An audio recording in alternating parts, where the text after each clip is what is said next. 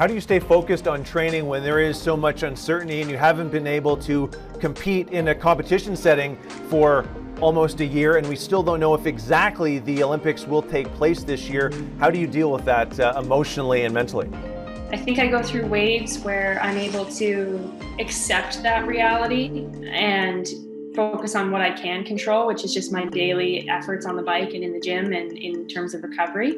But there are definitely days where it overwhelms me. I just rely on my training process and I really lean into that routine to carry me through it, and then just focus on my supportive mental health strategies like meditating and mindfulness activities. Speaking of mental health, you've been vocal with some of the challenges you've faced over the past couple of years. Do you feel like you're a little bit better suited to deal with these ebbs and flows that we're all dealing with?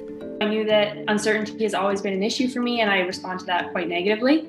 And in my past, I do have a history of mental illness. So I was aware that this whole situation could be a potential stumbling area for me, and it was.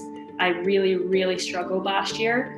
I hit the lowest point I've hit, in over a decade, since I was hospitalized when I was 14. So it was a struggle to get through last fall, but I think hitting that sort of rock bottom allowed me to rebound to a better place now. What are some of the creative ways you've used to train over the past year, because you don't have that competition season? So how do you stay at the peak performance level needed to compete potentially in Tokyo coming up this summer?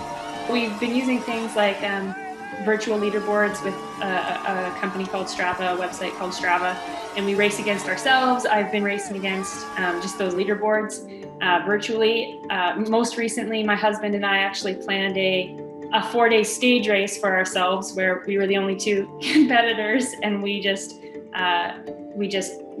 raced really hard against each other and against these virtual times for 4 days in a row. The connecting thread that I've noticed from the athletes that I've talked to for this series is that maintaining of positivity with all the upheaval, with all the uncertainty.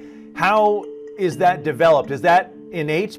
I think for some people, positivity is innate. It's not my innate response to things. I feel that I get discouraged, and I feel that I sometimes have a pessimistic rather than optimistic attitude. But I think the key for me is it's task focused rather than sort of mindless positivity. So it's less about emotional positivity and more about action for me and controlling what I can control. And once you do that frequently enough, you start to become more positive and optimistic because you see that your actions on a daily basis are having a positive effect. Haley, thank you very much for your time today. I know you have a big competition window coming up, the final qualification spots up for grabs for you to make it to Tokyo. So hopefully you make it there, and hopefully there's the games that you can compete in, but I appreciate your time today. Thank you for having me.